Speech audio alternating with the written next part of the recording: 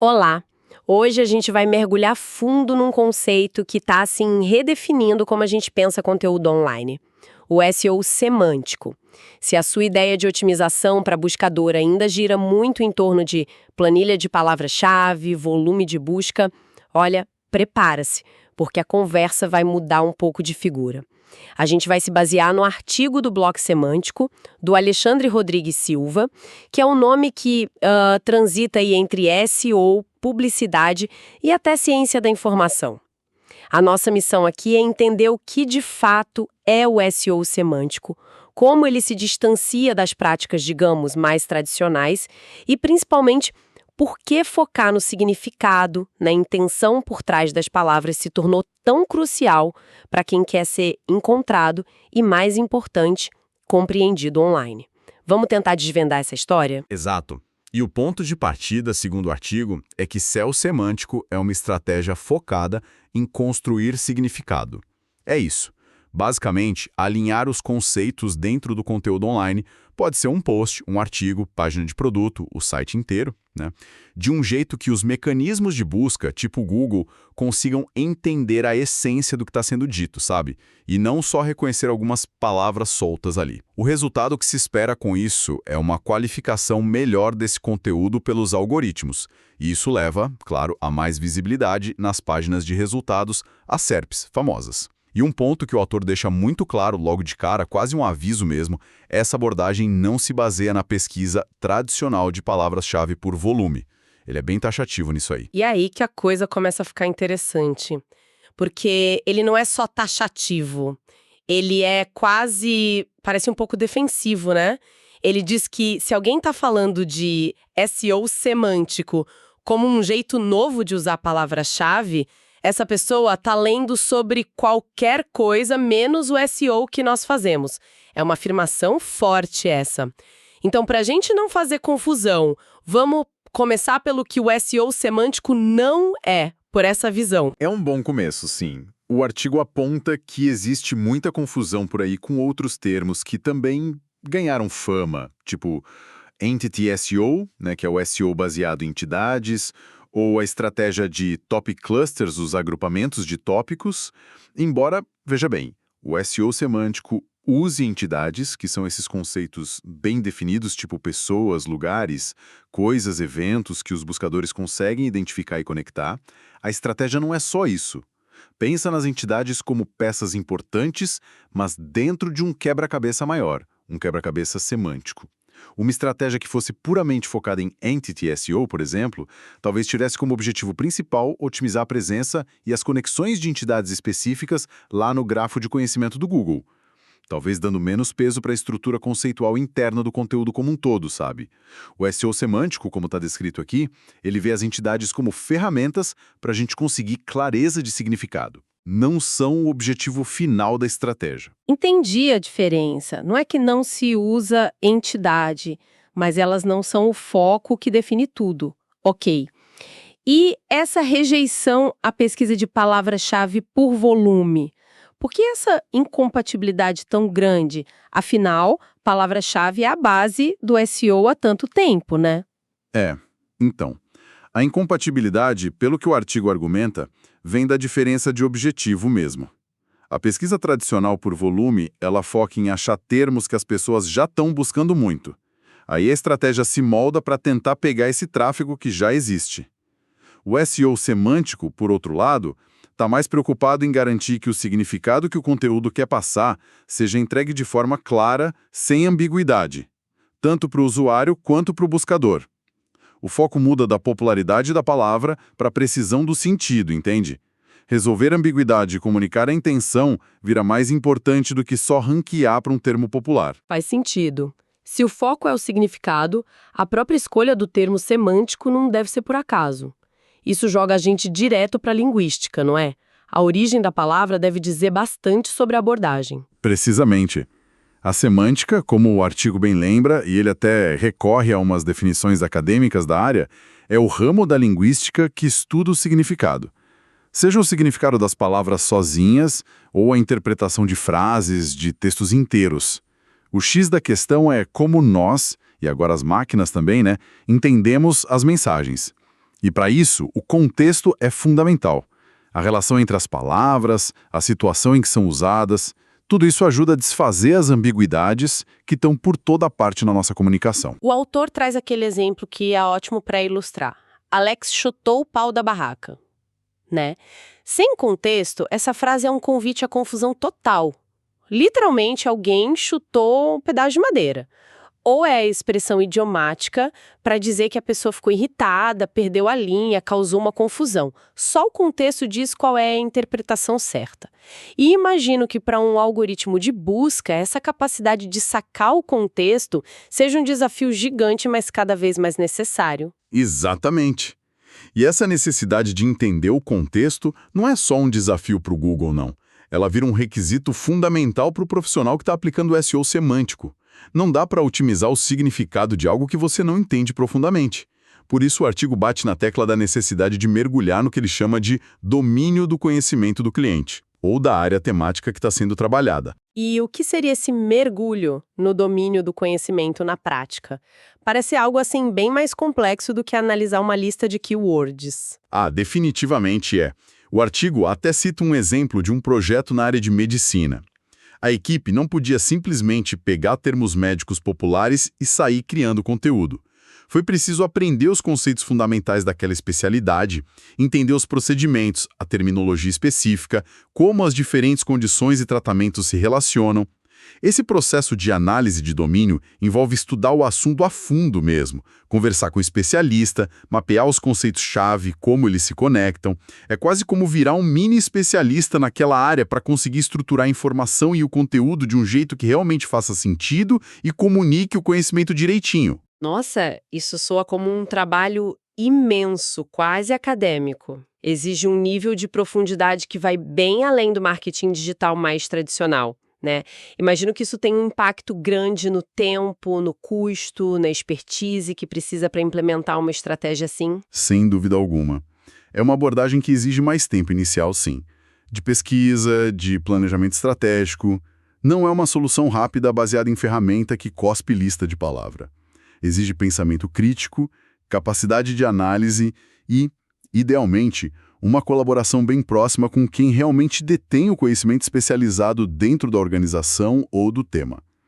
Mas a aposta que está implícita aí é que esse investimento inicial em compreensão profunda gera resultados mais sólidos, mais sustentáveis no longo prazo, porque o conteúdo que sair disso vai ser, por natureza, mais valioso e mais alinhado com a intenção de busca do usuário, que no fundo também está buscando significado, não só palavra solta. Ok, então essa análise de domínio é crucial.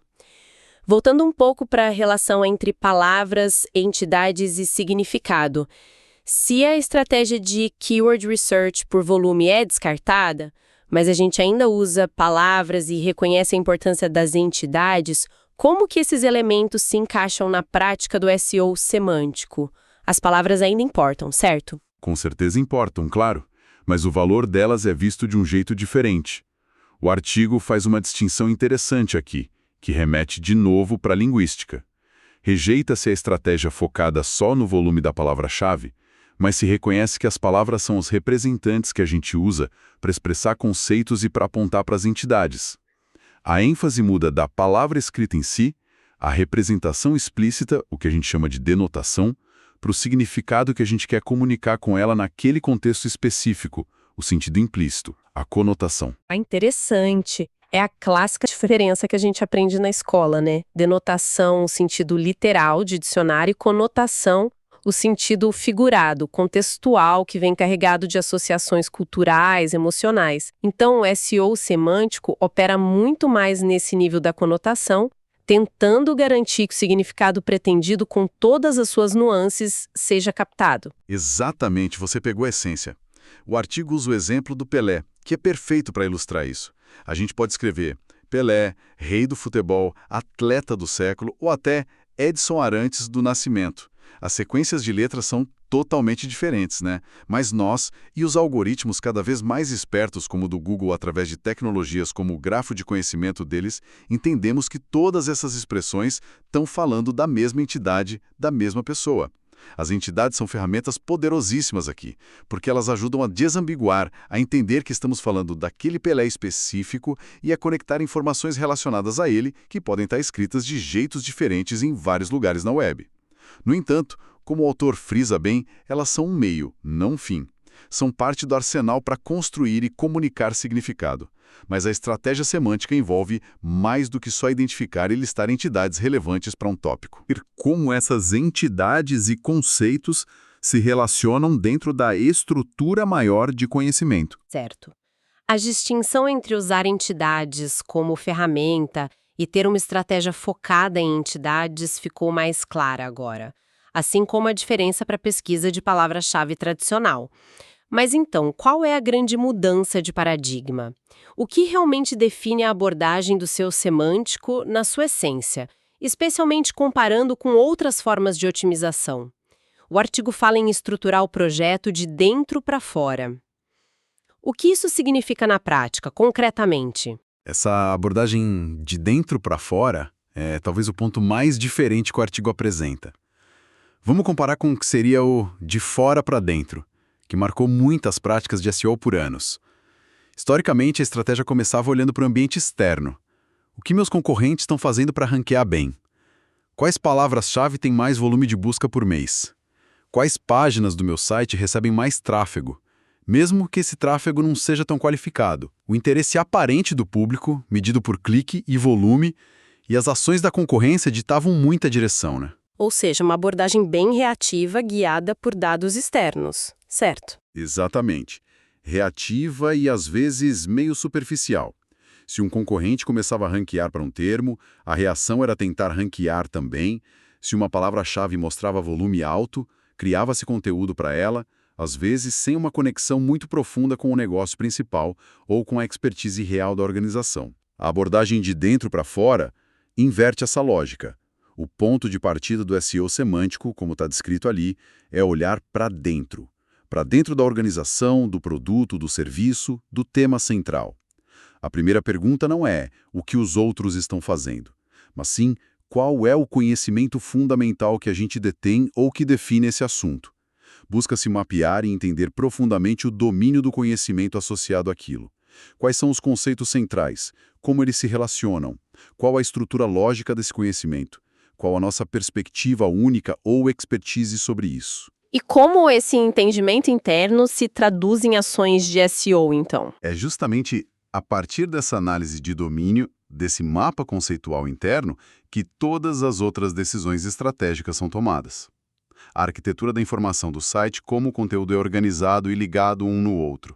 A definição de categorias e tags, as taxonomias, que são sistemas de classificação hierárquica, a criação de vocabulários controlados, que são listas de termos padrão para garantir consistência e clareza conceitual, a própria estratégia de criação de conteúdo, quais tópicos abordar, com que profundidade, o uso intencional de entidades para reforçar significados, e até a possibilidade de construir grafos de conhecimento próprios que representem a expertise da organização.